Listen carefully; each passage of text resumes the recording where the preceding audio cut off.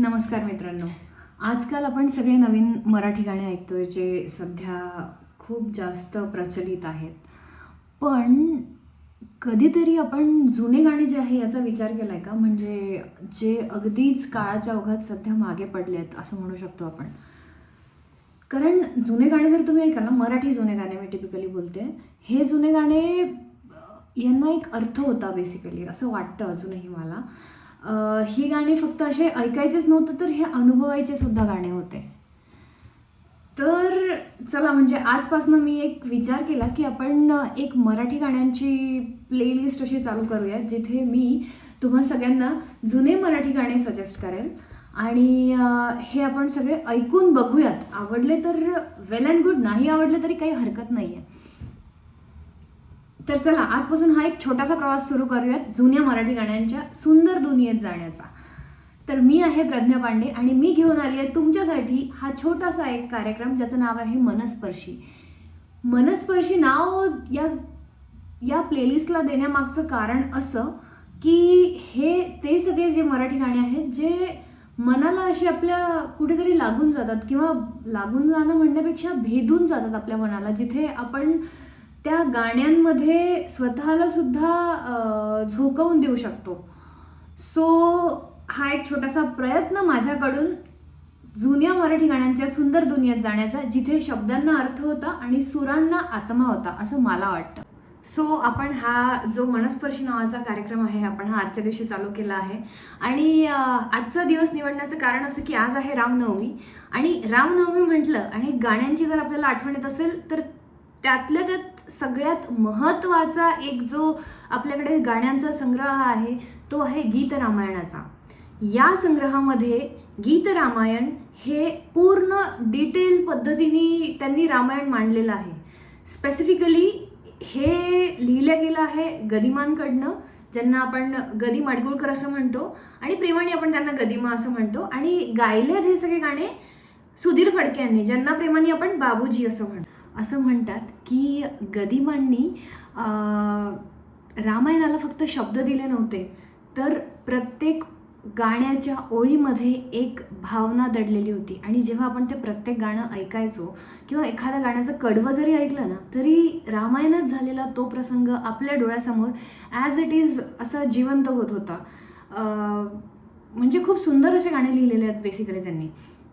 आणि प्रत्येक गाणं लिहिताना आपण जर ते लक्ष देऊन ऐकलं तर असं वाटतं त्यांनी प्रत्येक गाणं लिहिताना जणू त्यांनी रामायण जगलंय. कारण प्रत्येक शब्दाला एक वेगळा अर्थ होता. प्रत्येक शब्दात एक आपण काय म्हणू त्याला आत्मा होता प्रत्येक शब्दाला, की असं वाटायचं की हे एक्झॅक्ट आपल्या समोर घडतंय का. सो आणि नंतर त्याला जेव्हा बाबूजींच्या सुरात गायला गेलं तेव्हा ऑफकोर्स ते ऐकण्यापुरतं राहिलंच नव्हतं. त्या गाण्यांनी प्रत्येकाच्या मनात घर केलं होतं त्यावेळेस. म्हणजे जेव्हा एक्झॅक्ट हे गाणे आले होते त्यावेळेस इतकं जेवढं गाणं ते साधं असायचं तेवढंच त्या गाण्याची डेप्थ होती. आणि तुम्ही म्हणजे आपण सगळ्यांनी ते गाणे आज जरी ऐकले ना तरी आपल्या अंगावर असे शहार येतील एवढी त्या गाण्यामध्ये एवढा त्या गाण्यामध्ये जिवंतपणा होता असं म्हणायला काही हरकत नाही. आणि तुम्हाला माहिती आहे सगळ्यात सुंदर गोष्ट त्या काळात ही अशी होती म्हणायला हरकत नाही की हे सगळे गाणे सोबत नव्हते रिलीज झाले. हे सगळे गाणे असे रिलीज झाले दर आठवड्यात एक गाणं रिलीज व्हायचं. आणि त्यावेळेस ऑफकोर्स आपल्याकडे सोशल मीडिया किंवा यूट्यूब तर काहीच नव्हतं. तर हे गाणे रेडिओवर प्रसारित होत होते त्या काळात. आणि रेडिओवर प्रसारित होत असताना लोक अगदी आतुरतेने या सगळ्या गाण्यांची वाट बघायची की आता या आठवड्यात कुठलं गाणं येणार आणि या गाण्यात कुठला प्रसंग रामायणातला येणार आहे किंवा कुठला प्रसंग उलगडणार आहे बेसिकली. कारण आपल्याला रामायण तर माहिती आहे पण गाण्यांमधून ते कधी कोणी ऐकलं नव्हतं. सो प्रत्येक वेळेस हे एक नवीन कल्पना येत होती बेसिकली की आता यापुढे रामायणात काय होणार. सो अशा प्रकारे या गाण्यांमधून लोकांनी रामायणाचा संपूर्ण प्रवास अनुभवला आहे. आणि लोकांच्या मनात ऑफकोर्स घर करून गेलेत हे सगळे गाणे त्यावेळेस. म्हणजे आपण आपल्या आजी आजोबांना किंवा फॉर दॅट फॅक्ट आपले आई बाबा सुद्धा या सगळ्यांनी हे गाणे सगळे ऐकलेले आहेत.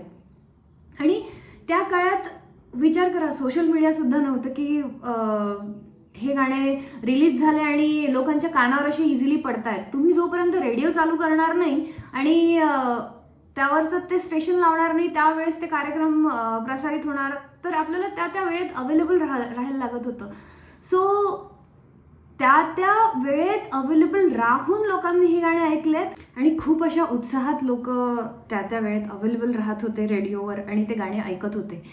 सो हा एक खूप छान प्रवास होता डेफिनेटली त्या लोकांसाठी सुद्धा जे हे गाणे त्यावेळेस ऐकत होते उत्साहात, आणि गदिमा आणि बाबूजींसाठी सुद्धा डेफिनेटली. कारण गाणे हे जे बनवणं किंवा तयार करणं ही एक प्रोसिजर आहे आणि त्या प्रोसिजरमधून जाताना जो एक आनंद मिळतो आणि त्यानंतर लोकांचा त्या गाण्याला मिळालेला जो प्रतिसाद असतो, हा प्रतिसाद बघून जो आनंद मिळतो ना, हा कदाचित त्यांनाच कळू शकेल. आपण इथे बसून तरी नाहीच सांगू शकणार असं मला वाटतं.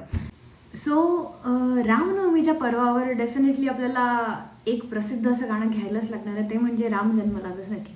आणि राम जन्म लाग सखी हे जर गाणं तुम्ही ऐकाल ना, तर या गाण्यामध्ये ज्या त्यांनी जसं लिहिलं आहे हे गाणं, खूपच असं जिवंत पद्धतीने लिहिलं आहे. तुम्ही याचे लिरिक्स मला एक्झॅक्ट पाठ नाही आहेत म्हणजे, पण मी इथे बघून नक्कीच वाचणार आहे. लिरिक्स असे आहेत की चैत्र मास त्यात शुद्ध नवमी तिथी, गंधयुक्त तरीही वात उष्ण हे किती, दोन प्रहरी कागशिरी सूर्य थांबला, राम जन्म लाग सखी राम जन्मला. तर पूर्ण त्या वेळेची कल्पना दिली आहे की किती गरमी होती, किती उष्ण वातावरण होतं आणि या सगळ्या ह्याच्यात कसा सूर्य थांबून रामाचा जन्म झाला आहे. आणि म्हणजे तुम्ही याचे लिरिक्स वाचा एकदा आणि गाणं ऐका. खूपच सुंदर असे लिरिक्स आहे आणि खूप सुंदर पद्धतीने हे गाणं त्यांनी गायलं आहेत. तर छान आहे, म्हणजे आपल्याला ऐकायला काही नक्कीच हरकत नाही. आणि हे गाणं ऐकलं ना की आपल्याला सुद्धा त्या गोष्टीचा आनंद होईल असं लिहिलं आहे ते गाणं. किंवा मग आता बाकीचे सुद्धा तुम्ही गाणी घ्याल ना, जसं की सीता स्वयंवरासाठी त्यांनी लिहिलंय गाणं, स्वयंवर झाले सीतेचे. यात सुद्धा रामाने कसा तो बाण तोडलाय किंवा प्रत्येक गोष्टीचं त्यांनी लिहिलंय त्यात. तर माझी अशी इच्छा आहे की तुम्ही हे गाणे ऐका, कारण यात एक वेगळीच उत्सुकता आहे आणि वेगळंच ह्याच्यात सौंदर्य आहे असं म्हणायला काही हरकत नाही. आणि टिपिकली ही आपली एक संस्कृती आहे, हे गाणे आणि ही संस्कृती कुठेतरी आपली ओळखसुद्धा आहे.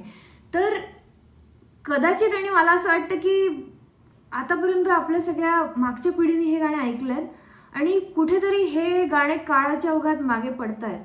म्हणून माझी ही इच्छा आहे की मी हे गाणे तुमच्यापर्यंत पोहोचवावे. आणि जर हे गाणे पुढच्या पिढीने सपोज ऐकले आणि त्यांना हे आवडले तर किती छान, आपण या गाण्यांचं जतन करतोय कुठेतरी असं मला वाटतं पर्सनली. सो आपला थोडासा वेळ काढून ही गाणी तुम्ही ऐक. सो आजकालच्या धावत्या आपल्या डेली रुटीनमध्ये भरपूर वेळा असं होतं की आता हे गाणं ऐकायला वेळ कुठे आहे ना मला, तर मी कधी ऐकू हे गाणे सगळे. तर कधीतरी आपण काम करत असतो किंवा कधीतरी आपण गाडी चालवत असतो, तर आपण साईडला गाणे लावून जरी दिले रेडिओवर किंवा कुठेतरी, तर मला असं वाटतं की वेळात वेळ काढून हे गाणे ऐकायला काही हरकत नाही आहे. आणि नक्कीच म्हणजे जर तुम्हाला हे गाणे आवडले तर तुम्ही पुढे पण ऐकाल याची मला खात्री आहे. आणि तुम्हाला जर हा प्रवास माझ्यासोबत जॉईन करायचा असेल तर नक्कीच मी यापुढे सुद्धा काही जुन्या मराठी गाण्यांचे मनस्पर्शी या भागात काही गाणे टाकेल. आणि हे जे गाणे आहेत टिपिकली सध्या, आता जसं मी गीत रामायणाबद्दल बोलली आहे, तर गीत रामायणाची जी ऑडिओ लिंक असेल किंवा यूट्यूबवर कुठेतरी अवेलेबल असतील तर हे गाणे मी डिस्क्रिप्शनमध्ये ॲड करेल आणि हे सगळे गाणे मी टाकत राहील. सो माझी इच्छा आहे की तुम्ही मनस्पर्शी हा जो माझा छोटासा प्रयत्न आहे, कार्यक्रम आहे, हा तुम्ही ऐकत राहा. पुढच्या भागात आपण भेटूयात अशीच सुरेल गाणी घेऊन आणि जुन्या आठवणी जिवंत करून. सो सध्यासाठी मी इथेच थांबते. रामनवमीच्या सगळ्यांना हार्दिक शुभेच्छा. आणि गीत रामायणाचे गाणे आजच्या दिवशी तरी कमीत कमी ऐकून बघा, काय वाटतं आणि मला नक्की सांगा. थँक्यू.